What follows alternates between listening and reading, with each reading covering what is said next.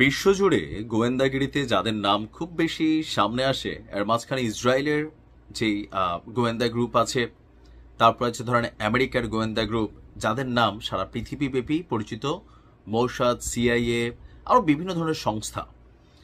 এর মাঝখানে আমাদের এই এশিয়া অঞ্চলে যাদের গোয়েন্দাগিরি সবচেয়ে বেশি পরিচিত বা যে নামটা আমাদের কাছে সকলের কাছেই পরিচিত, সেটা হচ্ছে ভারতীয় গোয়েন্দা সংস্থা র।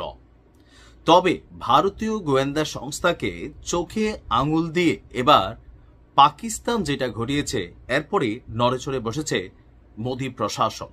যে সাধারণ কোনো জায়গায় হাত নয়, খোদ ভারতীয় সেনাবাহিনীর ভেতরেই পাকিস্তান তাদের এজেন্ট ঢুকিয়ে দিয়েছে। এমনকি এই তথ্যটা এমন এক সময় সামনে এসে দাঁড়ালো যখন দুই দেশের মধ্যে চরম উত্তেজনা বিরাজ করছে। এর পাশাপাশি পাকিস্তান তাদের এজেন্টের মাধ্যমে ভারতীয় সেনাবাহিনীর অনেক স্পর্শকাতর তথ্য হাতিয়ে নিয়েছে। দর্শক, কথা বলছি একজন যার নাম এএসআই মতিরাম জাট। তিনি সিআরপিএফ এর এএসআই হিসাবে পরিচিত। ভারতের নিরাপত্তা নিয়ে চাঞ্চল্যকর চ্যালেঞ্জ এখন আপনার সবার সামনে এসে পৌঁছেছে। পাকিস্তানি গোয়েন্দা সংস্থার সাথে সরাসরি যোগাযোগ রেখে গোপন তথ্য পাচারের অভিযোগ উঠেছে ভারতের সিআরপিএফ এর এএসআই মতিরাম জাটের বিরুদ্ধে।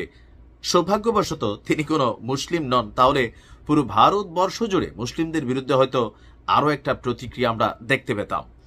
জাতীয় তদন্ত সংস্থা ভারতের এনআইএ তাকে গ্রেপ্তার করেছে। তার বিরুদ্ধে অভিযোগ, মতিরাম শুধু নিজেই তথ্য পাচার করতেন না, বরং পাকিস্তানি হ্যান্ডলারদের কাছে সেনা, আধা সামরিক বাহিনী এবং মোদীর কেন্দ্রীয় সরকারের বিভিন্ন দপ্তরের অন্তত 15 জন কর্মীর ফোন নাম্বারও পৌঁছে দিয়েছিলেন, যারা নিয়মিতভাবে তাদের গোপন তথ্যগুলো মোটা অঙ্কের টাকার বিনিময়ে পাকিস্তানের কাছে বিক্রি করে দিত। গোয়েন্দা সূত্র বলছিল, মতিরামের সাথে যোগাযোগ রাখছিল সেলিম আহমদ নামে একজন পাকিস্তানি গুপ্তচর। তদন্তকারীরা মতিরামের সব কল রেকর্ড, ইন্টারনেট প্রটোকল খতিয়ে দেখেছে। ওই 15 জনের মধ্যে 4 জন আছেন ভারতীয় সেনাবাহিনীর সেনা অফিসার, 4 জন আছেন আধা সামরিক বাহিনীর কর্মী এবং 7 জন কেন্দ্রীয় সরকারের বিভিন্ন দপ্তরের কর্মী। তদন্ত বলছে, গত 2 বছরে নিয়মিত প্রায় 12,000 টাকা করে পেতেন মতিরাম। মানে এত অল্পতে বিক্রি হবে সেটা ভাবি নাই। ওই টাকা জমা হতো তার স্ত্রীর ব্যাংক অ্যাকাউন্টে। দিল্লি, মহারাষ্ট্র, হরিয়ানা, উত্তরপ্রদেশ, রাজস্থান, ছত্তিশগড়, আসাম এবং পশ্চিমবঙ্গ সহ একাধিক রাজ্য থেকে ওই অর্থ পাঠানো হয়েছে। এখানে শাহজাদ নামে এক ব্যক্তির সংশ্লিষ্টতার অভিযোগ মিলেছে। উত্তরপ্রদেশের অ্যান্টি টেরোরিজম স্কোয়াড তাকে সম্প্রতি গ্রেপ্তারও করেছে। অভিযোগ, শাহজাদও পাকিস্তানি আইএসআই এর কাছে গোপন তথ্য পাচার করতেন।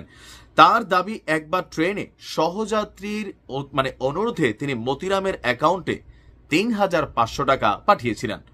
অন্যদিকে মতিরাম পুলিশের জেরায় জানান, এক নারী সাংবাদিক পরিচয়ে তার সঙ্গে যোগাযোগ করে। ওই নারী নিয়মিত ফোন এবং ভিডিও কলে কথা বলতেন এবং সেখান থেকে শুরু হয় দুজনের ঘনিষ্ঠতা, পাশাপাশি গোপন নথি পাঠানো। তো সূত্রের দাবি, মতিরাম যেসব তথ্য পাচার করেছে তার মধ্যে রয়েছে ভারতের নিরাপত্তা বাহিনীর মোতায়েন সংক্রান্ত নথি, সরকারি হোয়াটসঅ্যাপ গ্রুপের রিপোর্ট, সেনা এবং সন্ত্রাসবাদীদের গতিবিধি সম্পর্কে নানান তথ্য। এখন ভারত মনে করছে এই ঘটনাটা আরো বড় আকারে হয়তো বিস্তৃত। পাকিস্তানের এই গোয়েন্দা কার্যক্রমে চোখে সর্ষে দেখছে এই মুহূর্তে মোদী প্রশাসন, যে সামান্য 12,000 রুপিয়া বা সামহাও টাকার জন্য ভারতের সেনাবাহিনীর অনেক সদস্য কিভাবে নিজের ইমান আমল বিক্রি করে দিয়েছে। ভারতের র যেখানে সবসময় গোয়েন্দাগিরি করে, সেই রয়ের চোখ ফাঁকি দিয়া পাকিস্তানের এই গোয়েন্দাগিরি ভারত এবং পাকিস্তানের গোয়েন্দা কার্যক্রমে নতুন এক চ্যালেঞ্জ ঠেলে দিয়েছে। কি মনে হচ্ছে যে পাকিস্তানের হাতে কি কি তথ্য গেছে ভারতের? ভালো থাকুন। আসসালাম।